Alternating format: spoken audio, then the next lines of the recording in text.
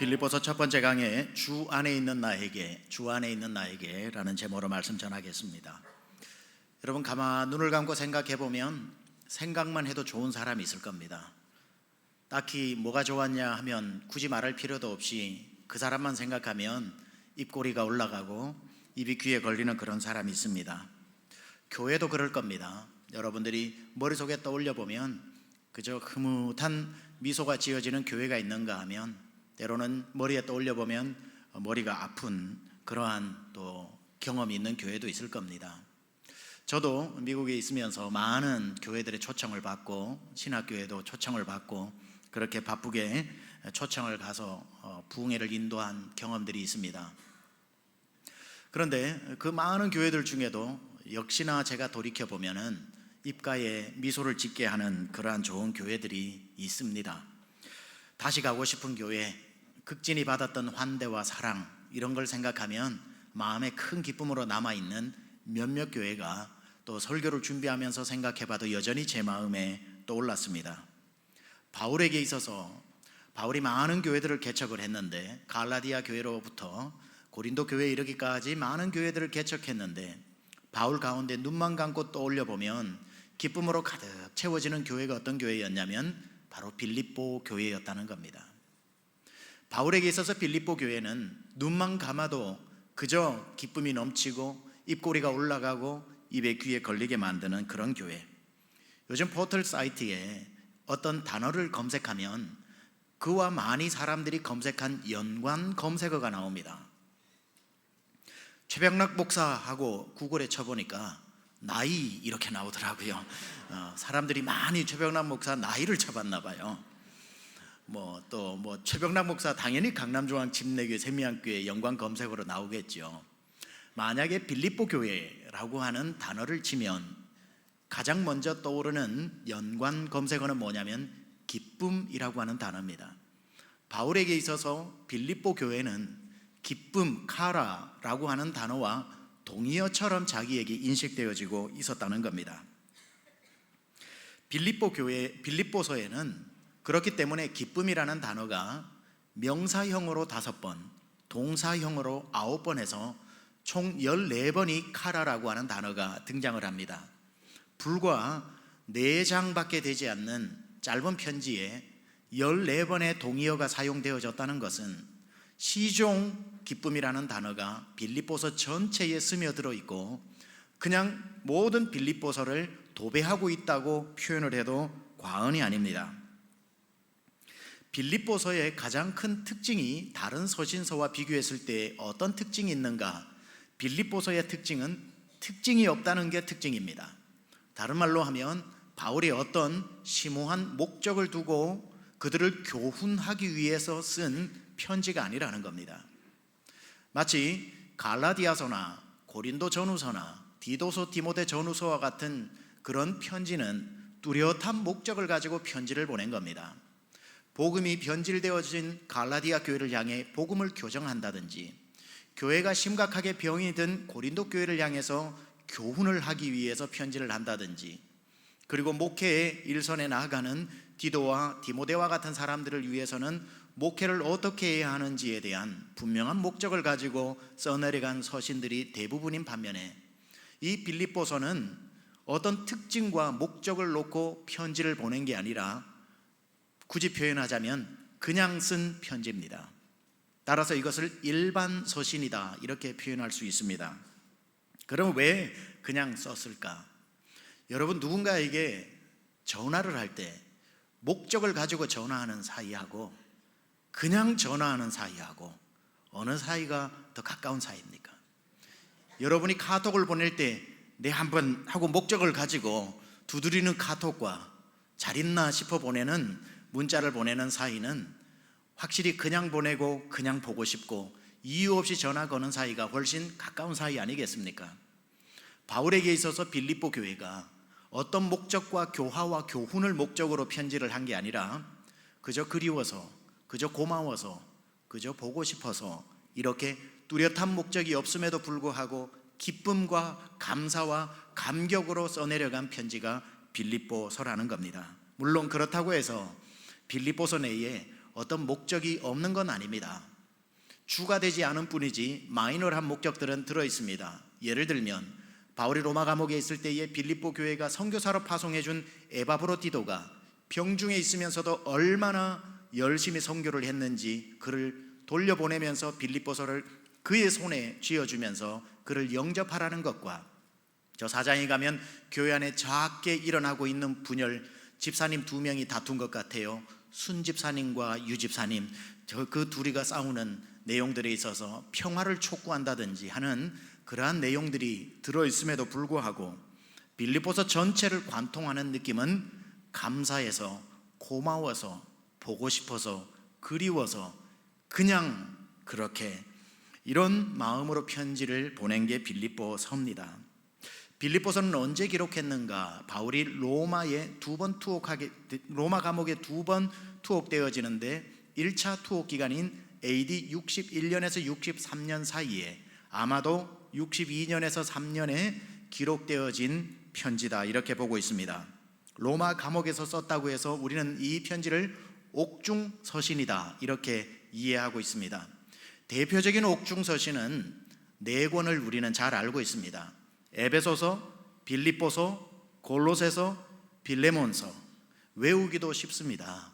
감옥 안에 있는 사람은 늘 빌빌대고 골골대고, 그러니까 애가 빌빌대고 골골댄다고 해서 애빌골빌 이렇게 하면 에베소서, 빌립보서, 골로새서, 빌레몬서, 이렇게 옥중서신으로 기억하기 쉽습니다.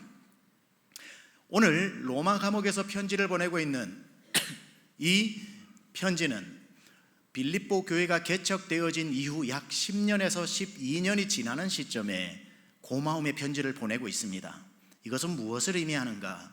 지난 10년, 12년 기간 동안 빌립보 교회는 한결같이 이 바울의 사역에 기쁨으로 동참하고 있었다는 뜻입니다.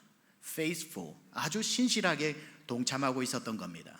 10년 동안 제대로 얼굴 보지 못했지만, 그러나 바울의 그 복음 사역에 적극적으로 동참할 뿐 아니라 들려오는 소문이 고개를 갸우뚱하게 할 만큼 혹시 헛된 소문이 있어도 그 후원과 협력을 멈추지 않았던 것.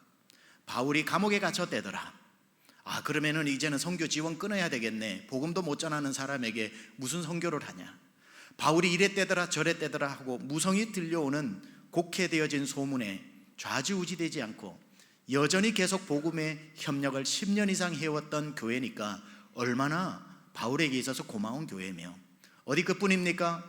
감옥에 갇혀서 바울이 더 이상 복음을 전하지 못하는 상황에서도 오히려 십시일반 자기의 허리띠를 졸라매고 헌금을 해서 선교사 1명을 세워 에바브로디도를 친일 로마까지 보내어 옥바라지까지 하게 한 이 빌립보 교회의 동력, 어찌 바울이 생각할 때 이 빌립보 교회가 미소 짓게 하고 감사와 고마움을 표현하지 않을 수 있었겠습니까? 이러한 배경에서 빌립보서는 시작되어지는 것이고, 전체적인 배경은 제가 따로 디테일하게 설명하지 않고 앞으로 빌립보 강해가 시작되어지는 계속해서 여러분에게 그 배경이라든지 그 단어가 사용되어진 이유들을 점차적으로 알려드리도록 하겠습니다. 오늘은 1절과 2절 인사말에 대해서 여러분과 함께 은혜를 살펴보면서 나누려고 하는데, 우선 1절을 같이 한번 봉독해 보겠습니다. 시작.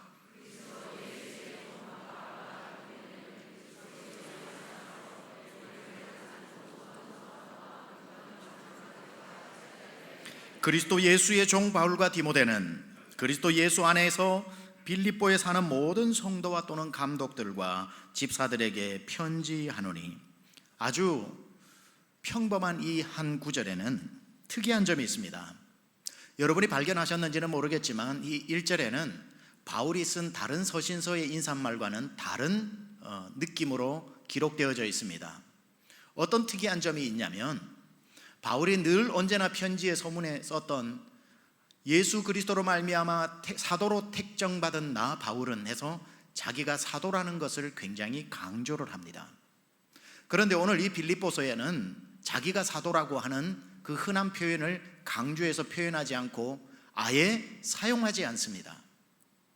그는 왜 고린도 교회라든지 갈라디아 교회라든지 다른 교회들에게 편지를 할 때에 굳이 자기가 사도라는 것을 힘을 주어 밝혔을까요? 많은 초대교회에 바울을 향해서 사람들이 의심의 눈초리로 저는 12명의 사도 중에 한 명도 아니잖아, 저 사람은 12사도 다음에 이류 사도야, 아니 저 사람이 사도라는 것을 어떻게 증명을 해? 혼자 다메섹으로 가다가 예수 만났다고 하고 자칭 사도라고 하는 걸 우리가 사도권을 인정해 줘야 되는 거야 라고 하면서 사람들이 바울을 향해서 그 사도권을 심히 의심했습니다. 그러니까 바울은 편지를 보낼 때에 그 어떤 누구보다도 주님으로부터 부름받은 사도가 확실하다는 것을 밝히기 위해서 나 사도 바울은 이라고 강조하고 있는 반면에 오늘 빌립보서를 보낼 때는 웬일인지 그 사도라는 단어를 전혀 사용하지 않고 있다는 겁니다. 자, 여기에서 우리는 왜 그가 빌립보서에서 사도라고 하는 이 주장을 하고 있지 않을까? 이유는 간단합니다. 이미 빌립보 교회 성도들은 누구보다도 그가 사도 중에 사도라는 것을 인정하고 있었기 때문에 굳이 사도권을 주장할 필요가 없었던 겁니다. 인정하지 않아야, 의심의 눈초리로 쳐다보아야 내가 분명히 사도가 맞다고 그렇게 주장할 텐데, 내가 주장하기도 전에 당신이 사도가 아니면 누가 사도입니까? 우리 교회를 개척해준 당신이 하나님의 종이 아니면 누가 그리스도의 종입니까? 마음을 활짝 열고 바울을 향해서 당신은 사도 중에 사도라고 그렇게 바라보고 인정해주고 있으니 여러분이 바울이라면 빌립보 교회가 어떻게 이쁘지 않겠습니까? 어떻게 기쁘지 않겠습니까? 얼마나 고마운 마음이 들겠습니까? 저라도 빌립보 교회 좋아할 것 같습니다. 바울이 자기의 리더십을 힘을 주어 주장하기 전에 이미 넉넉한 리더십을 주고 있는 그 교회를 바라보는 마음이 얼마나 기쁘겠냐는 겁니다. 제가 우리 교회 담임 목사로 왔습니다. 주보에 담임 목사라고, 담임 목사 최병락이라고 분명히 쓰여져 있지만, 쓰여져 있다고 해서 이 중에 앉아 계신 여러분 모두가 저를 담임 목사로 인정하고 있는지는 모르는 일입니다. 저야 그렇게 믿고 그냥 나가는 거지만 여러분 마음 가운데 저를 향한 마음이 어떤지 누가 합니까? 이 중에는 저 사람이 언제부턴가 왜 자꾸 주일날 저기 서 있나 하는 생각을 하는 사람 없다고 어떻게 말할 수 있겠습니까? 아니 뭐 갑자기 매주일마다 저기 서가지고 있네. 전혀 주보에도 이름이 써져 있고 취임 예배까지 다 했음에도 불구하고 마음으로 담임 목사로 인정하지 않는 분이 뭐 없어야겠지만 없다고 말할 수 있겠습니까? 혹시 이 중에 한 3년 지나가지고 저를 찾아오셔가지고 이제야 내가 당신을 나의 담임 목사로 인정하오 라고 하실 분이 없다고 어떻게 말할 수 있겠습니까? 없기를 축원합니다. 제가 세미양 교회를 떠나오면서 8월 4일 날 우리 교회에 와서 청빙 수락 설교를 하고 난 뒤에 12월까지 제가 파송 예배를 받을 때까지 4, 5개월 기간이 주어졌습니다. 그때 우리 후임 목사님을 청빙하게 되었고, 제가 4개월 동안 집중해서 금요일하고 주일날 제 목회에 가장 피를 토하는 설교를 4개월 동안 했었더랬습니다. 교회를 건강하게 세우고 리더십을 건강하게 교체하고, 그리고 교회는 그리스도의 몸이라는 것을 힘을 주어 강조하면서 한 사람도 담임 목사 떠난다고 흩어지지 말고 이 세계와 미국과 한국을 그리스도께로 돌려드리는 사명을 제가 정말 최선을 다해 설교를 했었더랬습니다. 그 4개월 동안 설교 중에 제가 가장 많이 강조했던 것 중에 하나가 뭐냐면은, 강조하고 또 강조했던 것은 새로 오시는 담임 목사님을 대하는 태도를 제가 가르치는 것이었습니다. 여러분, 호칭도 새로 오시는 이은상 목사님, 이 목사님, 이은상 목사님, 옆집 목사님 부르는 식으로 부르지 말고 담임 목사님이라고 꼭 부르라는 권명까지도 했습니다. 새로 오시는 이은상 목사님 많이 젊으신데 나이를 보고 대하지 말고, 비슷한 나이라고 애매한 호칭 쓰지 말고, 저랑도 비교하지 말고, 초등학교 여러분 다 국민학교 다녀보면은 각 3학년 1반, 4학년 1반에 담당하라고 담임 선생님 계시는 것처럼 세미안교회 이은상 목사님을 담임하라고 담임 목사님으로 보내셨으니 이 목사님, 이은상 목사님 저 옆에 있는 교회 어느 목사 부르듯이 부르지 말고 우리 담임 목사님, 우리 담임 목사님 불러주시라고 제가 그렇게 신신당부하고 왔더니 이번에 미국 나가서 보니까 얼마나 제 말을 잘 들었는지 우리 담임 목사님, 우리 담임 목사님 열심히 부르는지 모릅니다. 저랑 굉장히 가까운 집사님 한 분이 식사 대접을 하고 싶다고 저를 찾아와가지고 저랑 굉장히 가까웠거든요. 그분이 이렇게 말씀하시더군요. 최병락 목사님, 우리 담임 목사님과 함께 식사 한번 하시죠. 자, 기분이 묘하던데요. 최병락 목사님, 우리 담임 목사님하고 식사 한번 하시지요. 전 성도가 이현상 목사님을 마음을 활짝 열어서 맞이한 걸 제 눈으로 확인하고 올 수 있었습니다. 이번 주간에 목회자 모임이 있었습니다. 타 교단 목사님들하고 한 5분이 모이게 되었는데, 그 중에 한 분이 여의도 근처에 계신 분인데 우리 교회보다 규모가 좀 더 큰 교회입니다. 그분이 충청도 작은 도시에서 목회를 하시다가 2년 7개월 전에 청빙되어 부임을 했는데, 당회원 장로님이 50명인데 부임하는 날 50명이 저는 충성서약을 해서 50명 중에 한 명도 지금까지 마음을 불편하게 하거나 하는 일에 반대하는 분이 없다고 얼마나 우리 5명 앞에서 칭찬을 하시는지 모릅니다. 얼마 전에도 전국 청소년 3,000명을 교회에 불러가지고 며칠 동안 집회를 인도하고 밥을 먹이고 잠을 재우면서 그런 사역을 했는데, 장로님들이 재정도 서로 지원하겠다고 해서 무슨 일을 해도 주저되는 게 없고 거치는 게 없다고 한참 동안 자랑을 했습니다. 5명이 다 부러워가지고 그렇게 그 목사님을 쳐다보고 있는 얼굴이 보였습니다. 저는 또 교회 자랑 뒤질 수 없잖아요. 그래서 딴 거는 뒤져도 우리 성도 자랑은 뒤질 수 없겠다 싶어서 저도 한마디를 턱 했더니만 그냥 올킬 다들 와 하더라고요. 제가 무슨 자랑을 했냐면 그냥 한 센텐스로 얘기했습니다. 저는 부임한 지 7개월 만에 한 달 동안 연구를 갔다 왔습니다. 그렇게 얘기를 하니까 와 하면서 그냥 끝나버렸습니다. 저는 부임한 지 7개월 만에 한 달 동안 연구를 보내줬습니다. 여러분은 제가 오고 난 뒤에 조금씩 마음을 열어주신 게 아니라 오기 전부터 마음을 활짝 열어주셔서 과분한 사랑을 받으면서 제가 목회할 수 있게 해주셔서 너무나도 감사합니다. 바울에게 빌립보 교회가 그런 교회였다는 겁니다. 내가 사도다, 내가 사도가 아니면 누가 사도냐 하고 목에 핏대를 올리면서 자기의 사도권을 주장하지 않아도, 바울이 주장하기 전에 빌립보 교회 성도들이 당신이 우리의 사도요, 당신이 우리의 목사님이요 라고 알아서 그렇게 인정해주고 사랑해주고 마음을 열어주니 내가 사도라는 권한을 힘을 줘 강조할 필요가 뭐가 있겠습니까? 성도들이 높여주니 바울이 자기가 높일 이유가 없으니 스스로 낮아지지 않습니까? 높여주니 스스로 낮아지면서 아주 담백한 표현으로, 오늘 빌립보서 1장에는 사도라고 하는 권위 있는 직책이 나오는 게 아니라 자기 자신을 바울이 뭐라고 표현합니까? 그리스도 예수의 종이라고, 스스로 자기는 둘로스라고 사도권을 주장하지 않고 한없이 낮아져서 내가 종이라고 해도 이분들이 나를 비굴하게 대하지 않을 것을 알기 때문에, 내가 종이라고 해도 종 밟듯이 밟지 않을 것을 알기 때문에, 그들의 성숙한 그 인격을 알기 때문에 아무 주저함 없이 나는 그리스도의 종이라고 고백할 수 있는 이런 아름다운 관계가 일어나고 있더라는 겁니다. 빌립보 교회는 자주장사 루디아, 여성사업가지요 루디아, 귀신 들렸던 여종, 그리고 하급 관리였던 빌립보 감옥을 지키는 간수와 그의 가족들로 구성되어진 아주 연약한 교회였습니다. 10년이 지나는 동안 빌립보 교회가 큰 교회가 되었다라고 하는 흔적은 찾을 수 없습니다.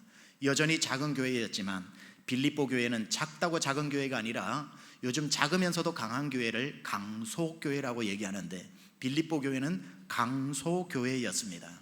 아주 작은 사람들이 모였음에도 불구하고 이제 10년이 지나면서 오늘 수신자를 보니까 모든 성도와 장로들과 집사들에게 편지한다는 것을 보니까 빌립보 교회가 어느 정도 규모를 갖춘 교회로 성장했다는 것을 알게 되고, 그뿐 아니라 작지만 에바브로디도라고 하는 선교사를 세워 파송할 정도로 아주 건강한 교회였다는 것을 우리는 알게 됩니다.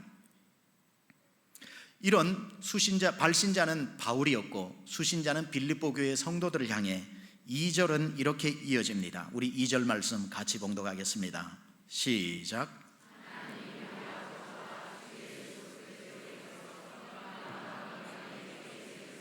하나님 우리 아버지와 주 예수 그리스도에게로서 은혜와 평강이 너희에게 있을지어다.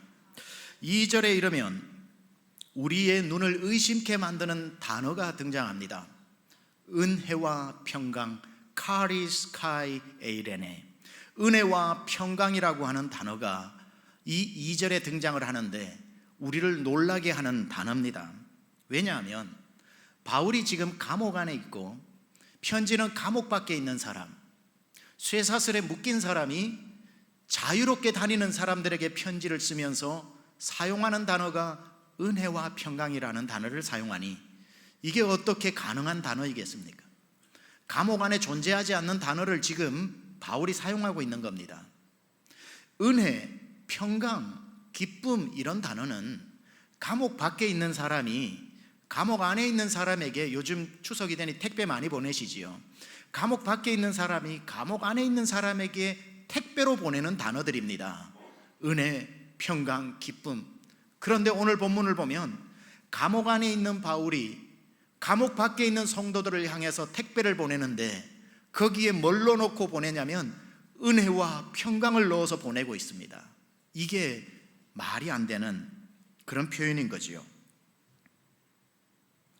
은혜와 평강은 감옥 안에서는 절대로 찾을 수 없는 단어 아닙니까? 지금이라도 감옥에 들어가면 가장 쉽게 채집할 수 있는 단어는 증오, 원망, 한숨, 복수 이러한 단어들로 가득 쌓여져서 은혜와 평강이라는 단어가 비집고 들어갈 곳이 없습니다. 그런데 바울은 감옥 안에서 그 어느 누구도 사용해보지 않은 단어를 자기 입술에서 고백을 하는데 카리스카이 에이레네, 은혜와 평강을 이야기하고 있다는 겁니다. 참, 바울을 가두는 감옥은 여러 번 감옥 문이 당황했을 것 같아요. 사도행전 16장에 보면은 빌립보 감옥에 바울이 신라와 함께 갇히게 되지요. 그때 그 감옥에, 빌립보 감옥에 들어온 사람은 누구 하나 할 것 없이 이를 갈고 욕지거리를 해대고 원망과 증오와 복수를 얘기하고 있는데 한 번도 들어보지 못했던 단어가 바울의 입에서 나오는데 찬송이 나왔단 말이에요. 찬송이. 그러니까 옥문이 놀래가지고 입을 벌리니까 옥문이 열린 겁니다. 옥문을 당황시키는 단어를 사용했던 거지요. 오늘 로마 감옥에서도 한 번도 이 감옥에 들어오고는 사람들이 사용하지 않은 단어를, 은혜와 평강이라는 단어를 바울이 사용하니까 옥문이 기가 막혀서 열려 바울이 1차 투옥에서 석방되어집니다. 여러분, 여러분의 환경이 꼭 감옥 같은 분들이 있습니까? 창살만 없지 내가 감옥 같은, 24시간 출근해서 퇴근하고 다람쥐 쳇바퀴 돌듯이 아무 소망 없이, 그렇다고 해서 내 삶이 나아지면 모르겠지만 똑같이 쳇바퀴 돌수록 getting worse and worse, 더 나빠지고 더 나빠지고 있다는, 그래서 여러분들이 그 감옥 같은 감옥의 문을 열고 싶다면 무엇부터 해야 되는가? 그 감옥 같은 그 문이 당황스러울 수 있는 단어를 사용하셔야 된다는 겁니다. 여러분이 원망과 한숨과 증오와 짜증과 이러한 단어를 쓸수록 옥문은 더 견고해지지만 한 번도 들어보지 못했던 단어들이 들려지면 옥문은 힘을 잃어버리고 스르르 열려지게 되는 것이지요. 감사와 찬양과 기쁨과 찬송을 하는데 여러분의 환경의 옥문이 어떻게 버틸 수 있겠냐는 겁니다. 우리는 바울의 이 비결을 찾아내어서 배워야 합니다. 우리도 똑같이 창살 없는 감옥 같은 인생 살면서 우리를 둘러싸고 있는 수많은 좌절과 증오와 한숨과 두려움과 염려 속에서 살고 있는 우리의 삶에 어떻게 나도 은혜와 평강이라는 단어를 쓸 수 있을까? 이런 마음 들지 않습니까? 나도 쓰고 싶다고, 나도 쓰고 싶은데 안 나오는 걸 어떡하냐고. 그래서 바울은 똑같은 환경인데 어떻게 그 단어를 쓸 수 있었는지를 배워야 합니다. 우리가 바울도 똑같은 환경에서 아무도 쓰지 않았던 단어를 쓸 수 있었던 그 노하우를 배워서 오늘 이 자리를 떠나면 우리도 똑같은 환경을 만날 때에 옥문이 열리게 되는 그러한 삶을 살게 될 줄 믿습니다. 그걸 알려면 이걸 알아야 되죠. 사실 빌립보서는 우리가 아는 대로 감옥에서 쓴 옥중서신이 사실은 아닙니다. 옥중서신이 아니에요. 바울은 빌립보서를 감옥 안에서 쓴 게 아닙니다. 더 자세히 말하면 바울은 로마 감옥에 갇힌 적이 없습니다. 저게 무슨 말인가 싶죠. 바울은 지금 감옥 안에 있는 게 아니라 주님 안에 있기 때문입니다. 그는 고백합니다. en 그리스도 예수, 내가 그리스도 안에 in Christ, 헬라어로 en 그리스도 예수, 나는 감옥 안에 있는 게 아니라 주님 안에 있다고 고백하고 있는 거지요. 사람의 눈에는 바울 저 복음 전하다가 감옥 안에 들어갔네, 영락없이 육안으로는 감옥 안에 있지만 영 안에 열린 바울은 누가 나보고 감옥 안에 있다는 말을 해? 나는 감옥 안에 있었던 적이 단 한 번도 없다네. 나는 언제나 주님 안에 있었다네. I am in Christ all the time. 나는 항상 그리스도 안에 있었다네. 이걸 생각하고 1절을 다시 한번 상반절을 봉독해 보면, 그리스도 예수의 종 바울과 디모데는 그리스도 예수 안에서 편지를 보내고 있다는 겁니다. 그리스도 예수 안에서 내가 편지를 보내니 이것은 옥중서신이 아니라 주중서신인 거지요. 옥 안에서 보낸 편지가 아니라 주님 안에서 편지를 빌립보 교회에 보내고 있으니 당연히 은혜와 평강이라고 하는 단어가 나올 수밖에 없는 것 아니겠습니까? 사람들이 바울을 보면서 어떡합니까? 당신이 감옥 안에 갇혔는데. 아유, 감옥 안에 갇혔네, 감옥 안에 갇혔네. 바울은 손사래를 치면서 얘기합니다. 아닙니다. 지금 무슨 말 하는 겁니까? 나는 감옥 안에 있었던 적이 단 한 번도 없습니다. 나는 언제나 주님 안에 있었습니다.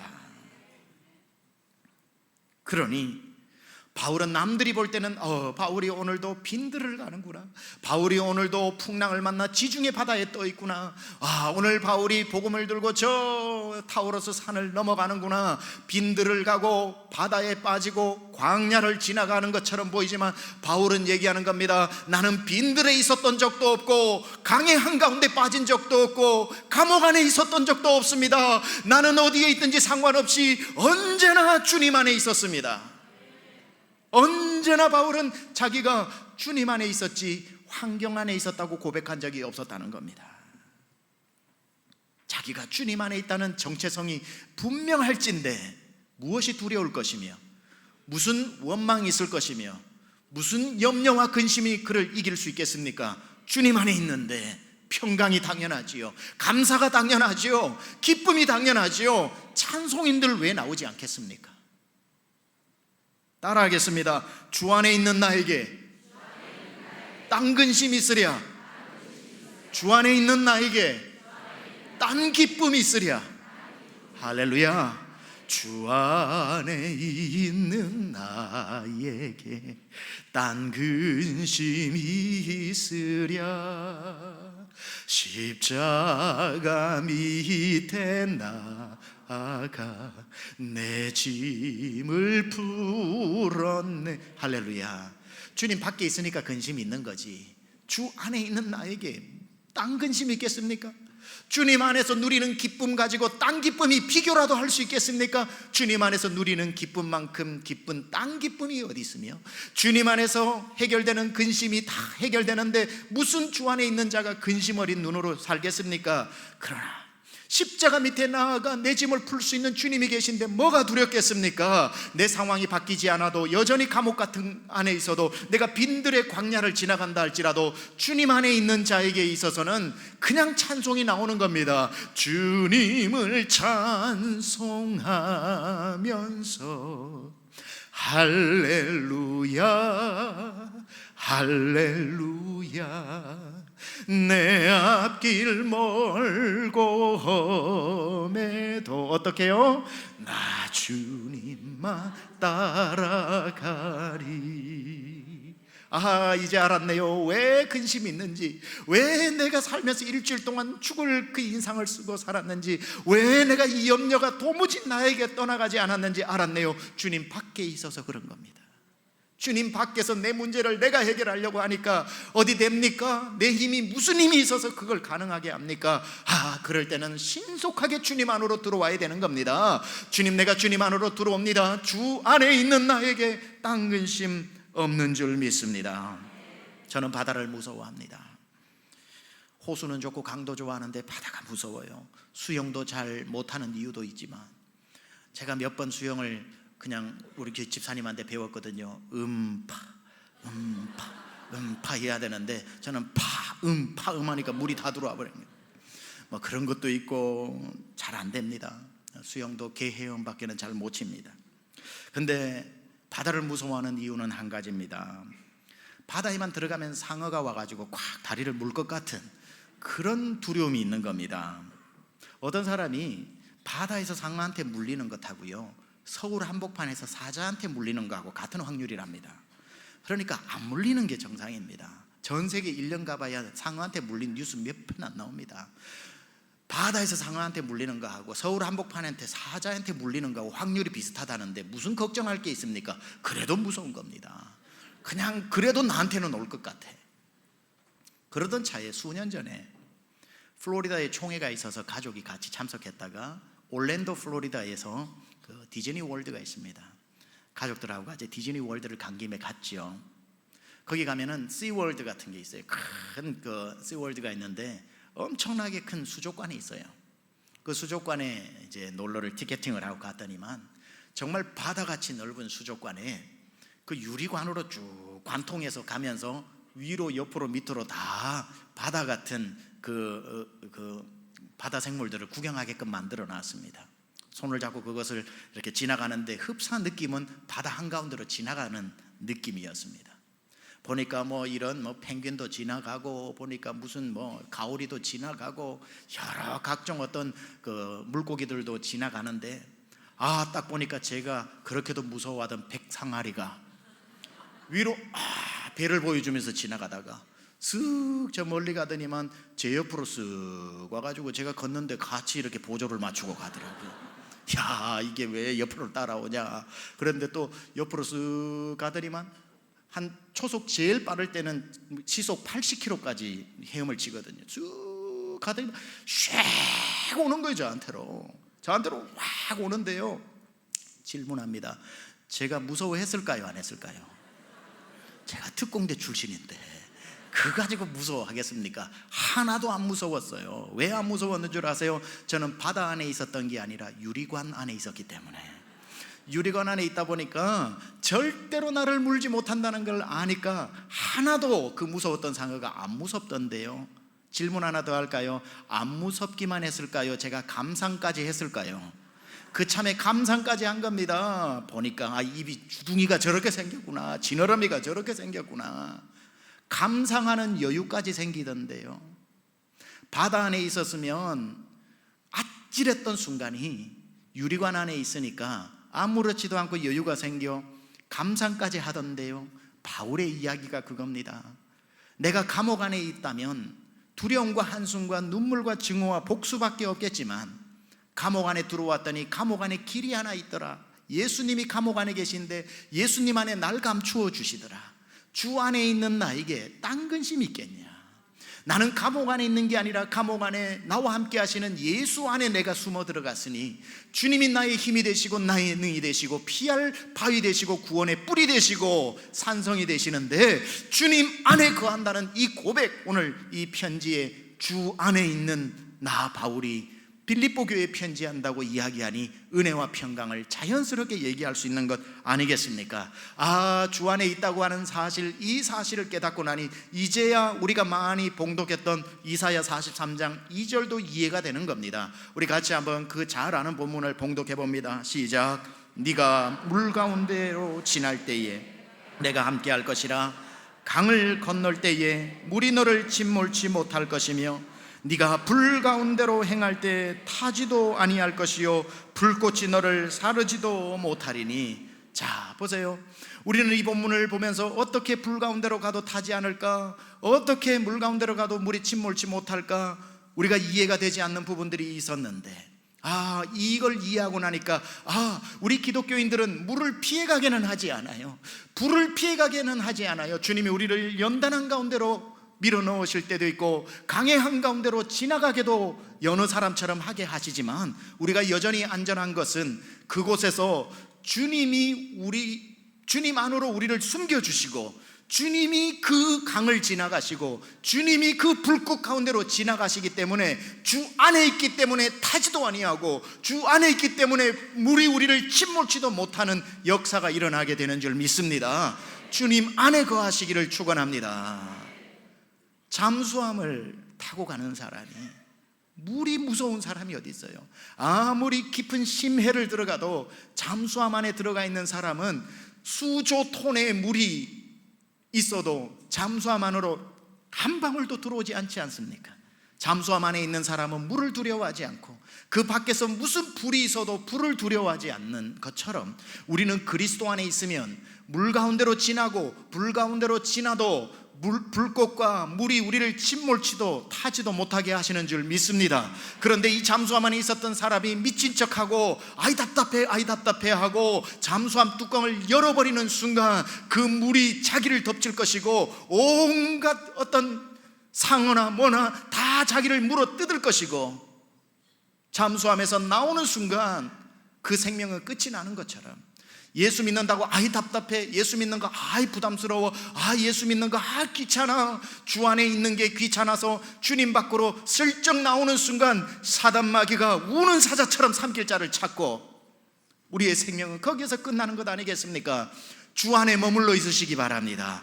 주 안에 우리는 머물러 있어야 되는 것입니다. 주님 안에 있으면 안전한 줄 믿습니다. 자, 이제 여러분들이 말씀 마무리하면서 주님 안에 있는지 요즘 주님 밖에 있는지를 점검해야 되는데, 주님 밖에 있는 분은 신속히 주님 안으로 들어오시고 주님 안에 계시는 분은 절대로 떠나지 마시기 바랍니다. 어떻게 내가 주 안에 있는지 밖에 있는지 점검하는 법 하나를 가르쳐 드릴게요. 여러분이 녹음기를 꺼내셔가지고 이제 지금 말고 하루 종일 여러분의 쓰는 단어를 한번 녹음해보고 밤에 한번 틀어서 들어보세요. 무슨 단어를 쓰느냐에 따라서 은혜와 평강과 감사와 동의어가 될 만한 걸 쓰고 있다면 여러분 주님 안에 있는 것이고, 틀어놨는데 어이구 못 살아, 이거 못 살아, 아우 짜증나, 아이고 짜증나, 정말 성질나. 만약 이런 단어들이면 아무리 나는 주 안에 있다고 남들에게 고백해도 여러분은 주님 밖에 있는 겁니다. 여러분의 언어가 이 바울처럼 은혜와 평강이라는 단어가 나와야 되는데 들어보면 자기도 놀라는 겁니다. 내가 이런 말을 쓰고 살았냐? 그럼 나는 주님 밖에 있는 것이구나. 여러분 감사 노트 잘 쓰고 계시죠?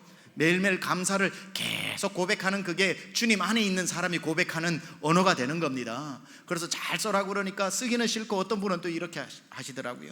그걸 이 분풀이도 하고 싶잖아요, 사람이.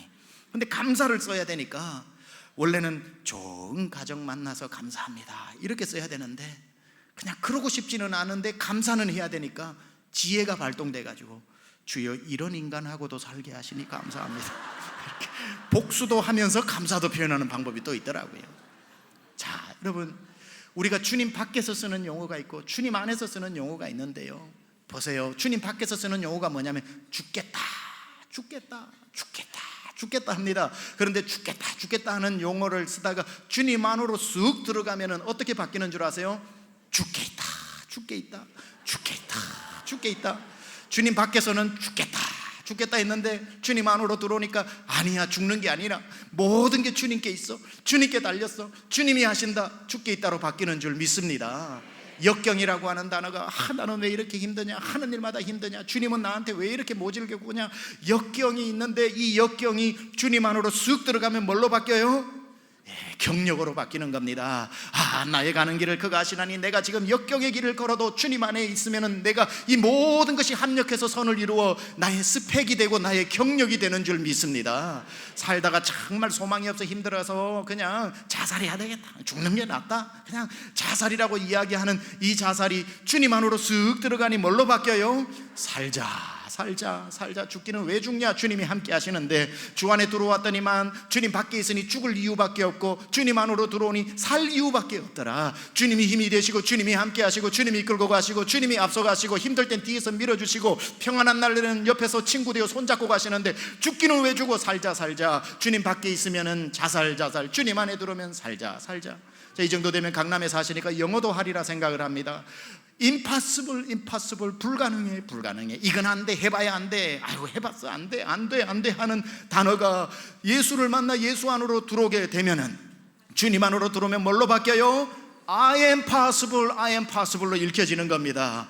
주님 밖에 있을 때는 impossible이 되었는데 주님 안으로 들어오니 똑같은 단어인데 띄어쓰기가 달라져서 I am possible, I am possible. 나는 할 수 있다, 나는 할 수 있다. 내게 능력 주시는 자 안에서 내가 모든 것을 할 수 있느니라. 살다 보면 힘들어가지고 입에서 불평이 나옵니다. 주님 밖에 있을 때 내 힘들다, 내 힘들다, 내 힘들다, 내 힘들다. 이게 주님 안으로 딱 들어오니까 뭘로 바뀌어요? 거꾸로 읽으면 다들 힘내, 다들 힘내, 다들 힘내, 다들 힘내. 주님이 힘 주시는데 힘내라, 힘내라. 밖에 있으면 내 힘들다, 내 힘들다. 나만 힘들어. 우리 집에서는 나만 고생해. 아무도 우리 집 관심 없어. 나만 주구장창 우리 집 끌고 가는 거야. 우리 교회, 우리 부서에서는 나만 열심히 해. 아무도 안 나와. 토요일날 누가 나와? 나 아니면 안 나와. 내 힘들다, 내 힘들다 하다가 주님 안에 들어오고 나면 힘이 생기니까 불평이 아니라 격려하면서 아이고 다들 힘내세요, 다들 힘내세요, 다들 힘내세요. 위로자가 되고 권면자가 되고.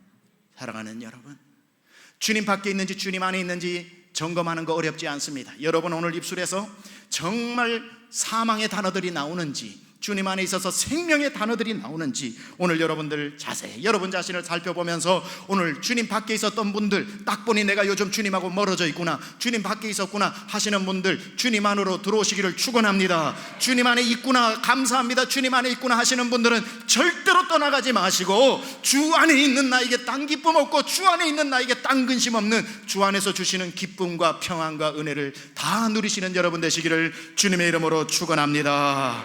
이 시간에 우리 말씀 가지고 한번 같이 기도하겠는데요, 여러분 요즘 힘드세요? 여러분의 표정을 보면 감옥에 들어있지 않은 것뿐이지 감옥에 있는 것처럼 모든 것이 두렵고, 주님 사는 게 왜 이렇게 힘든지,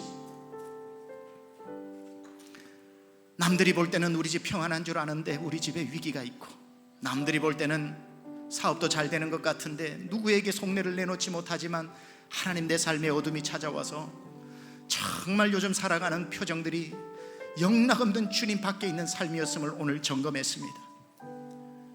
주님 안으로 들어가기 원합니다.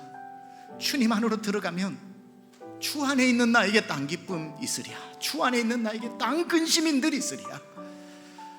바다는 무서워도 바다 안으로 난 예수 안에 있는 자는 해할 자가 없는데 불 가운데로 간다고 두려울 것이며 물 가운데로 간다고 두려울 것이며 불꽃이 넘실댄다고 내가 두려울 일이 뭐가 있겠습니까? 내가 주님 안에 있으면 되는 것입니다. And 그리스도 예수, in Christ, 주님 안에 머물러 주 안에서 하나님 한 발도 떨어지지 않고 평생에 주님 안에 거하는 삶 살게 하여 주시옵소서. 우리 하는 마음으로 기도하며 나가겠습니다. 함께 기도합니다. 하나님 아버지, 이 시간 주님 앞에 기도합니다. 주님 안에 거하는 기쁨을 절대로 놓치지 않게 하여 주옵소서. 주 안에 있는 자에게 주시는 은혜, 에이레네 카이 카리스, 하나님의 은혜와 평강. 하나님 아버지, 주님과 멀어지면 멀어질수록 죽을 일밖에 없고 하나님 죽을 일 쌓였구나. 그러나 주님 안에 들어오면 그 두려움이 변하여 내 기도 되었고 전날의 한숨이 변하여 내 노래가 되고 내 주는 자비하셔서 늘 함께 하시고 내 궁핍함도 하시고 늘 채워주시오니 주님 안으로 들어와 주님 안에 머물게 하여 주옵소서. 평생에 주님을 떠나지 않는 삶을 살 수 있도록 주여 역사하여 주옵소서. 나는 안전합니다. 나는 안전합니다. 우리 주 안에 있는 나에게 함께 일어나 찬양합니다. 주 안에 있는 나에게 딴 근심이 있으랴. 없습니다, 없습니다. 십자가 밑에 나야 내 짐을 2절 그 두려움이 변하여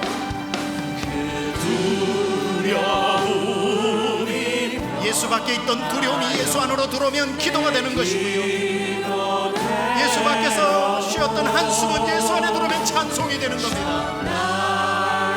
한숨 변하여 우리 다시 한번 2절 그 두려움이 변하여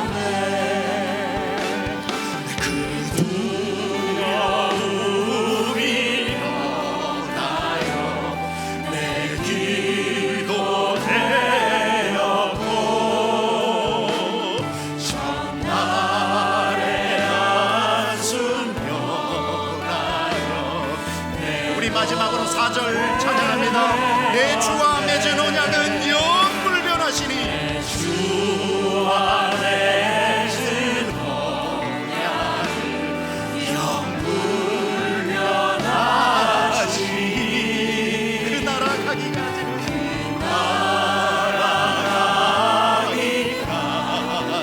어떻게요? 두 손 들고 찬양합니다. 주님을 찬송, 주님을 찬송하면서 할렐루야 할렐루야 내 어깨 걸고 우리 마지막으로 주님을 찬송하면서 주님을 찬송하며 살래요.